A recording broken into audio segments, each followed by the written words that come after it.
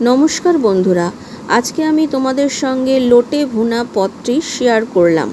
লোটে ভুনা করতে আমার প্রথম যে উপকরণটা লাগছে সেটা হলো লোটে মাছ, আর লাগবে দুটো মিডিয়াম সাইজের পেঁয়াজ কুচিয়ে নিয়েছি আমি, সর্ষের তেল, এখানে টমেটো, কাঁচা লঙ্কা আর রসুন পেস্ট করে নিয়েছি, আর এখানে নিয়েছি শুকনো লঙ্কার গুঁড়ো, হলুদ গুঁড়ো, নুন আর জিরের গুঁড়ো।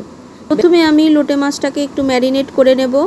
তার জন্য প্রথমেই দিয়ে দিচ্ছি নুন পরিমাণ মতন, তারপরে হলুদ গুঁড়ো দিলাম পরিমাণ মতন, তারপরে দেব লঙ্কার গুঁড়ো 1 চামচ,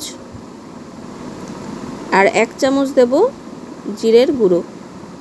এবার ভালোভাবে মাছটাকে আমি মেখে 10 মিনিটের জন্য আমি ম্যারিনেট করে রেখে দেব। মশলাটা তোমরা যে যার নিজের ইচ্ছে মতো স্বাদ অনুযায়ী পরিমাণ মতো দেবে, কিন্তু আমি যতটা পরিমাণ মশলা ব্যবহার করেছি সব কিন্তু ডেসক্রিপশন বক্সে দেওয়া থাকবে। দেখো, প্যানের মধ্যে আমি প্রথমেই দিয়ে দিলাম সর্ষের তেল।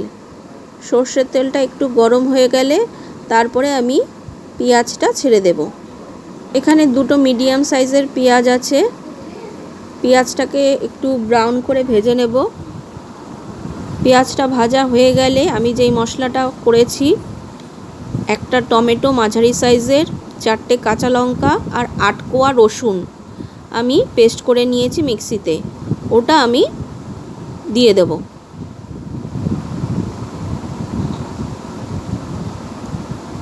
এবার এই মশলাটা একটু ভালো করে কষিয়ে নিতে হবে তেলের মধ্যে।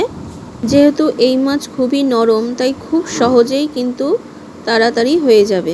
দেখো, মশলাটা কষিয়ে নিতে হবে ভালো করে। আমি মশলাটা কষিয়ে নিয়েছি, তেল বেরিয়ে গেছে।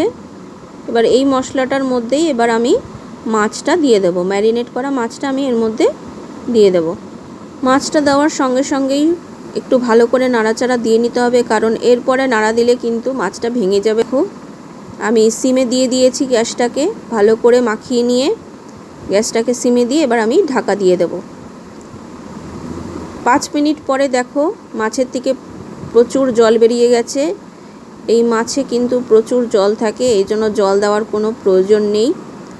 আর মাছ থেকে যখন প্রচুর জল বেরিয়ে আসবে তখন কিন্তু আমি আর ঢাকা দেব না, এটা জলটা এমনিভাবেই শুকাবো। শুকিয়ে আমি লাস্টে একটু ধনেপাতা দিয়ে মাখা মাখা করে নামিয়ে ফেলবো, আর এটা বেশি নাড়াচাড়াও দেওয়া যাবে না। এখন এইভাবেই আমি গ্যাসটাকে অফ করে দেব। দেখো, তৈরি হয়ে গেছে আমার দুর্দান্ত স্বাদের লোটে ভুনা। তোমাদের রেসিপিটি কেমন লাগলো আমাকে কিন্তু কমেন্টসে অবশ্যই জানিও, আর ভিডিওটি ভালো লাগলে অবশ্যই একটা লাইক করে দিও, শেয়ার করো ও সাবস্ক্রাইব করে দিও। আবারও দেখা হবে নতুন আর একটা ভিডিওর সঙ্গে। ততক্ষণ পর্যন্ত ধন্যবাদ।